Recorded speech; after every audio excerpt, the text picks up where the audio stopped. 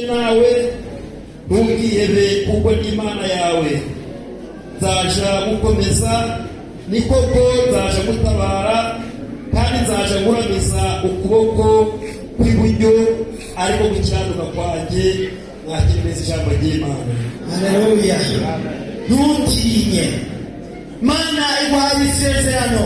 Imana yagukomeje muri iki gitabo cy'umuhanuzi Yesaya igice cya 41 kuri umurongo wa 10. Ni ibiki gutera ubwoba? Ni ibiki bikwiyebesheje? Ni ibiki bikwereka yuko Imana yakwibagiwe? Imana uko ari kera n'uyu munsi ntikwiriye. Imana yakoraga ibitangaza n'uyu munsi iracyabikora. Imana yatabaraga Aburahamu, Imana yagendanye nabo, n'iri kudukoresha n'iri kugendana natwe. Ese ufite kwizera? Haleluya. Tugiye gusenga. Hari igihe naje gusezeranya hano ndangije nsengera abasore bari baherekeje umugeni.